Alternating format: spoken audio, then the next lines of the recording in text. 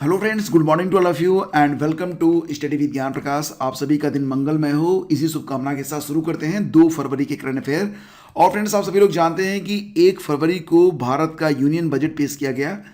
तो पूरे बजट में क्या क्या खास बातें रहेंगी, पूरे बजट अगर फटाफट समझना चाहते हैं तो ये वीडियो आप वॉच कर सकते हैं। इस वीडियो का लिंक आपको वीडियो के डिस्क्रिप्शन और कमेंट बॉक्स में मिल जाएगा। तो आज का वीडियो स्टार्ट करते हैं। और जैसा कि आज 2 फरवरी है तो देखते हैं कि 2 फरवरी का इतिहास। प्रेस ट्रस्ट ऑफ इंडिया, इसको आप पीटीआई के नाम से भी जानते हैं, पीटीआई।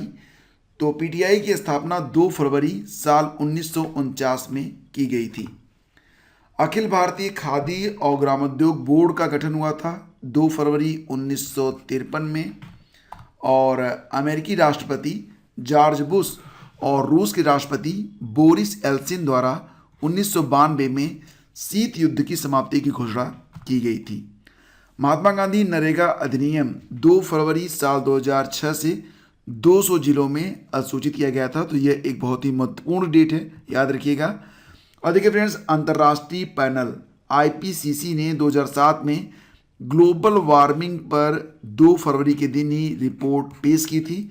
और आज 2 फरवरी है, वर्ल्ड वेटलैंड डे भी है। इस पर एक प्रश्न भी है, आगे करेंगे डिस्कस। तो पहला क्वेश्चन देखते हैं, हाल ही में विश्व कुष्ठ उन्मूलन दिवस कब मनाया गया? तो दोस्तों इसका आंसर हो जाएगा 30 जनवरी को। ठीक है, देखिए फ्रेंड्स, भारत में ये जो तिथि है वो फिक्स है 30 जनवरी, लेकिन अंतर्राष्ट्रीय रूप से जो कुष्ठ रोग निवारण दिवस होता है ये जनवरी के आखिरी रविवार को मनाया जाता है। लेकिन भारत में इसे महात्मा गांधी की पुण्यतिथि 30 जनवरी के दिन ही मनाया जाता है। तो वर्ल्ड लेप्रोसी डे ये हर साल अंतर्राष्ट्रीय स्तर पर आखिरी रविवार को होता है जनवरी के। 2022 की थीम है यूनाइटेड फॉर डिग्निटी। इसकी शुरुआत हुई भारत में 1983 में। अंतर्राष्ट्रीय स्तर पर 1954 में फ्रांस के प्रसिद्ध लेखक राउल फोलरे के द्वारा इसकी स्थापना की गई थी। अंतर्राष्ट्रीय स्तर पर जनवरी के अंतिम रविवार को विश्व कुष्ठ उन्मूलन दिवस मनाया जाता है। मुख्य उद्देश्य कुष्ठ रोग के बारे में जन जागरूकता को बढ़ाना है। राष्ट्रपति महात्मा गांधी द्वारा कुछ कुष्ठ रोगियों को समाज की मुख्य धारा में जोड़ने के अथक प्रयासों की वजह से भारत में हर वर्ष 30 जनवरी को उनकी पूरी तिथि को कुष्ठ रोग निवारण दिवस के रूप में मनाया जाता है।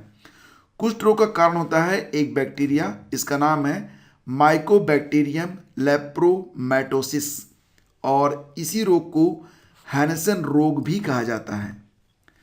अगला क्वेश्चन देखिए, बहुत ही इंपॉर्टेंट है। विश्व आर्द्र भूमि दिवस कब मनाया जाता है? World wetlands day. ये प्रतिवर्ष होता है 2 फरवरी को। बहुत ही इंपॉर्टेंट है, याद रखना है इसको। और फ्रेंड्स, आपको बता दें कि आर्द्र भूमि वेटलैंड्स वो एरिया, वह क्षेत्र है जो अस्थायी रूप से सालों तक या दशकों के लिए किसी मौसम में सप्ताह या महीनों के लिए पानी से भर जाते हैं। आर्द्र भूमि को सभी इकोसिस्टम में से सबसे अधिक जैविक रूप से विविध माना जाता है, जो पौधों और जानवरों की प्रजातियों की एक विस्तृत श्रृंखला के लिए घर के रूप में कार्य करता है। आर्द्र भूमि जल विज्ञान चक्र, बाढ़ नियंत्रण और जलवायु परिवर्तन का मुकाबला करने में महत्वपूर्ण भूमिका निभाता है। आर्द्र भूमि का संरक्षण पृथ्वी पर जीवन का संरक्षण माना जाता है। विश्व आर्द्र भूमि दिवस वर्ल्ड वेटलैंड्स डे प्रत्येक वर्ष 2 फरवरी को मनाया जाता है। विश्व आर्द्र भूमि के लिए गंभीरता रामसर सम्मेलन के बाद हुई, जब 2 फरवरी 1971 को ईरान के शहर रामसर में रामसर कन्वेंशन पर हस्ताक्षर किए गए थे।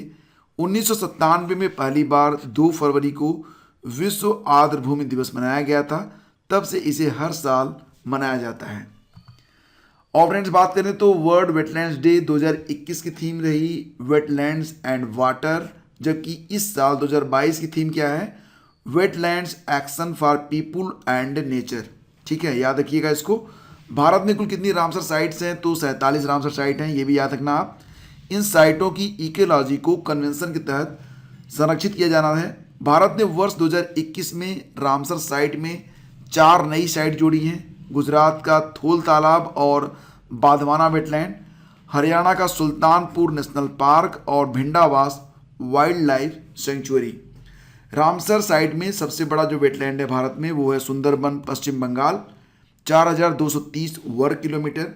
रामसर साइट में सबसे छोटा वेटलैंड कौन सा है? रेणुका तालाब, हिमाचल प्रदेश, केवल 0.2 वर्ग किलोमीटर।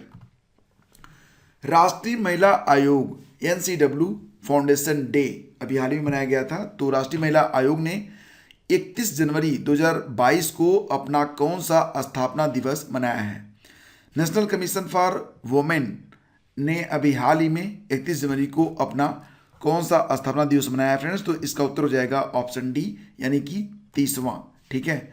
और वर्तमान में NCW की जो अध्यक्ष हैं वो कौन है? रेखा शर्मा जी हैं।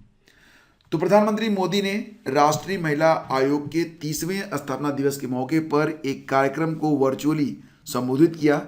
30वें राष्ट्रीय महिला आयोग की स्थापना दिवस के कार्यक्रम की theme see the change maker है। इसका उद्देश्य विभिन्न क्षेत्रों में महिलाओं की उपलब्धियों को सामने लाना है। केंद्रीय महिला एवं बाल विकास मंत्री स्मृति ईरानी भी इस मौके पर मौजूद रहीं। NCW की स्थापना हुई थी 1992 में। तो आप समझ सकते हैं कि 2022 में 30 साल इसके पूरे हुए। वर्तमान प्रमुख कौन है? रेखा शर्मा है। पहली प्रमुख कौन बनाई गई थी 1992 में? जयंती पटनायक। और फ्रेंड्स बात यहाँ पर हो रही है इंपॉर्टेंट डेज की। तो देखते हैं फरवरी के कुछ महत्वपूर्ण दिवस। 1 फरवरी को मनाया गया था राष्ट्रीय कोस्ट गार्ड स्थापना दिवस।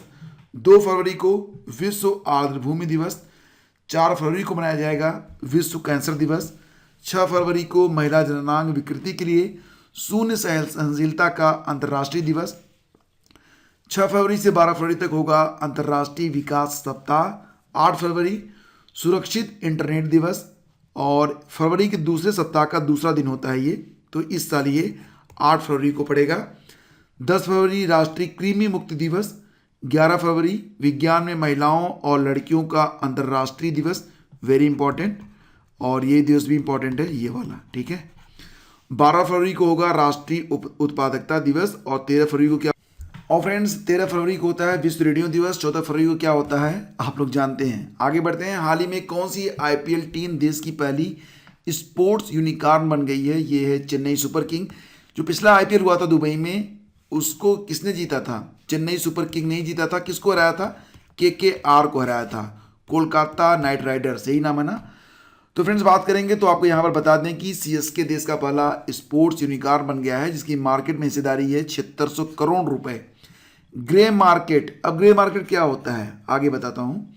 ग्रे मार्केट में यह 210 से 225 रुपए से प्राइस बैंड में कारोबार कर रहा है। महेंद्र सिंह धोनी की अगुवाई वाली CSK ने पिछले साल दुबई में अपना चौथा IPL खिताब जीता था। इसी की वजह से इसकी साख और बढ़ गई है। 2022 में जो IPL होंगे, अभी तक IPL में 8 टीमें थी, अब कितनी टीमें हो जाएंगी? 10 टीमें। तो 2 नई IPL टीमें आ गई हैं। एक है RPSG वाली लखनऊ सुपर जायंट्स, दूसरी है CVC कैपिटल्स वाली अहमदाबाद की टीम, ठीक है। तो 2 नई टीमें आ गई हैं IPL में 2022 में। आप इनका खेल भी देख पाएंगे। 2022 का जो IPL होगा ये कहाँ पर होगा? ये भारत में ही होगा। ग्रे मार्केट क्या है फ्रेंड्स? तो ग्रे मार्केट के बारे में बता दें तो ग्रे मार्केट फाइनेंशियल सिक्योरिटीज के लिए एक अनाधिकारिक बाजार होता है। अनाधिकारिक ग्रे मार्केट ट्रेडिंग आमतौर पर तब होती है जब कोई स्टॉक जिसे मार्केट से ट्रेड के लिए सस्पेंड कर दिया गया है, या जब कोई नई सिक्योरिटीज आधिकारिक ट्रेडिंग आरंभ होने से पहले खरीदी या बेची जाती है। तो ग्रे मार्केट इश्यूअर या अंडरराइटर्स को किसी नई ऑफरिंग के लिए मांग का अनुमान लगाने में सक्षम बनाती है। यह उन सिक्योरिटीज को ट्रेड करता है जिन्हें बेहद निकट भविष्य में ऑफर किया जाएगा। ग्रे मार्केट अनाधिकारी होता है लेकिन अवैध नहीं होता। ग्रे मार्केट शब्द अनाधिकृत डीलरों द्वारा वस्तुओं के आयात और बिक्री को संदर्भित करता है। इस मामले में ऐसी गतिविधि अनाधिकारी होती है लेकिन अवैध नहीं होती। इसको ऐसे समझो कि मार्केट में आने से पहले जो अनुमान लगाया जाता है उसे कहते हैं ग्रे मार्केट। और इसी से मार्केट में कौन सा शेयर ऊपर जाएगा कौन सा नीचे आएगा ये बातें डिसाइड की जाती हैं। और यूनिकॉर्न स्टार्टअप, हाँ इसको आप ऐसे भी समझ सकते हो जिस प्रकार से होता है ना प्री पोलिंग जो होता है ना, आप चुनाव होने वाले हैं तो उसके पहले एक अनुमान लगाया जाता है, बिल्कुल उसी प्रकार से ग्रे मार्केट भी है। यूनिकॉर्न स्टार्टअप ही समझ लीजिए जब कोई कंपनी अपना वैल्यूएशन $1 बिलियन से ज़्यादा बना लेती है। कोई कंपनी जब अपना वैल्यूएशन है वो $1 बिलियन से ज़्यादा का बना लेगी तब वो कंपनी यूनिकॉर्न की लिस्ट में आ जाती है। आशा यह है कि जब कंपनी का ग्रोथ होने वाला होता है, तब किसी कंपनी की ग्रोथ तेजी से होने लगती है, तब इन्वेस्टर उस कंपनी में अपना पैसा लगाना स्टार्ट कर देते हैं। सबसे पहले वेंचर कैपिटलिस्ट एलिन ली द्वारा यह नाम दिया गया था।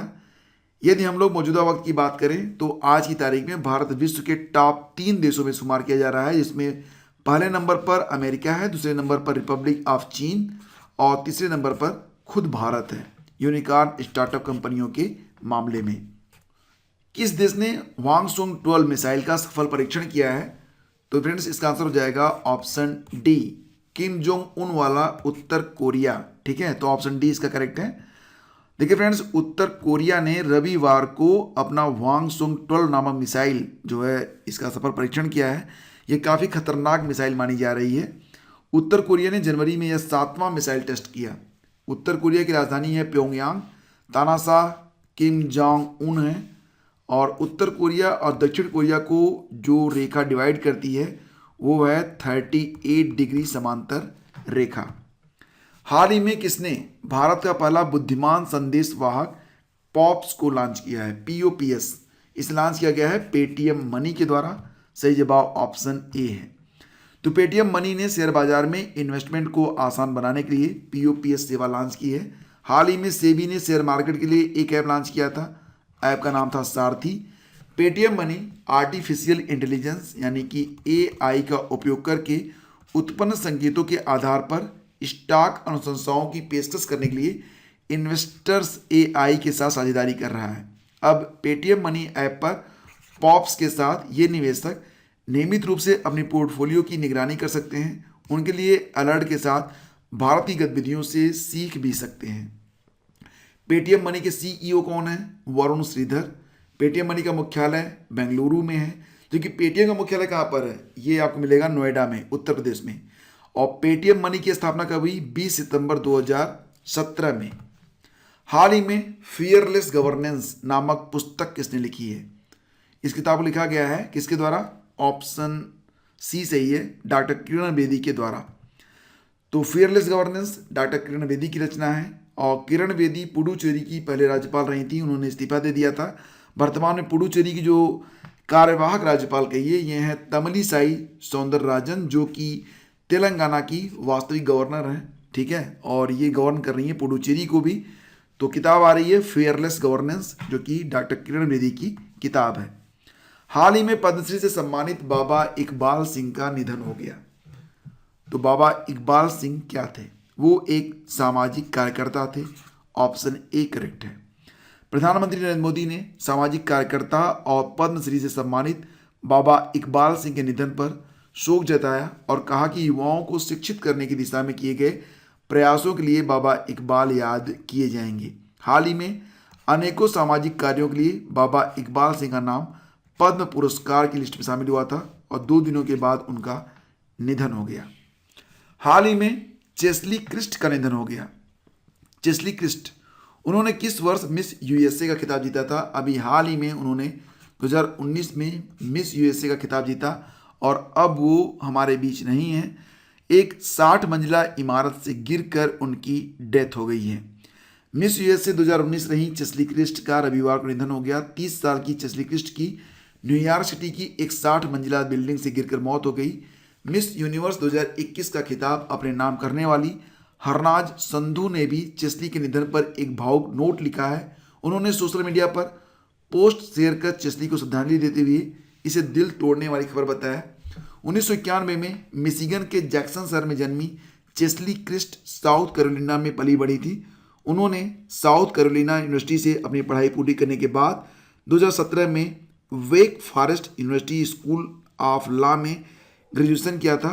उन्होंने महिलाओं के लिए व्यापार परिधान ब्लैक वाइट कॉलर ग्लैम की स्थापना भी की थी, और अब वो हमारे बीच नहीं है। RIP। और फ्रेंड्स अब बात करेंगे कुछ चर्चित महिला हस्तियों के बारे में जो कि एग्जाम के लिए भी महत्वपूर्ण है। मिसेज वर्ल्ड 2020 बनी है Shaylyn Ford, America. Mrs World 2020 best national costume award जीता है भारत की नवदीप कौर ने। 70वीं मिस यूनिवर्स अभी हाल ही में बनी हरनाज कौर संधू, ये चंडीगढ़ से हैं। मिस ट्रांस ग्लोबल यूनिवर्स 2021 बनी है श्रुति सितारा, पहली भारतीय महिला है ये। और पहली मिस इंडिया 2021 बनी Perl Agarwal. Miss Earth India 2021 बनी है रश्मि माधुरी। पूजा बदलानी का नाम भी आपको याद होगा, मिसेज वर्ल्ड वाइड क्वीन बनी। और Vaidehi Dongre miss India USA 2021 बनी है। मिसेज इंडिया गैलेक्सी 2021 बनी है निकिता सोकल। तो ये बहुत ही इंपॉर्टेंट नेम है, याद रख लीजिएगा इसको। हाल ही में किस राज्य में या यूनियन टेरिटरीज में, किस केंद्र शासित राज्य में स्पितुक गुस्टर फेस्टिवल शुरू किया गया? स्पितुक गुस्टर फेस्टिवल ये मनाया गया था लद्दाख में। ऑप्शन बी इसका करेक्ट है। लद्दाख संस्कृति और पारंपरिक विरासत का वार्षिक उत्सव स्पितुक गुस्टर का आयोजन कर रहा है। इसकी शुरुआत कब से हुई है? 30 जनवरी 2022 से। तो फ्रेंड्स, कल का प्रश्न ये था कि ब्रांड फाइनेंस ग्लोबल 500 रिपोर्ट के अनुसार दुनिया की सबसे मूल्यवान कंपनी कौन बनी है? इसका उत्तर था एप्पल। आप सभी के जवाब बिल्कुल सही रहे। और अब बारी है आज के प्रश्न की। ये रहा आज का प्रश्न कि बोनालू त्योहार कहाँ का त्योहार है? असम, तेलंगाना, कर्नाटक या फिर उत्तराखंड? और देखिए फ्रेंड्स, वीडियो आपको पसंद आया तो प्लीज़ इसे लाइक कर दीजिए। अपने दोस्तों के बीच जिस भी सोशल मीडिया प्लेटफॉर्म पर आप जुड़े हुए हो आप इसे शेयर कर दीजिए। और ये जो प्रश्न पूछा गया है इसका उत्तर आप कमेंट करके जरूर दीजिएगा। तो हम शीघ्र मिलेंगे आपसे एक नए वीडियो में। तब तक के लिए मैं आज्ञा दीजिए। नमस्कार, जय हिंद।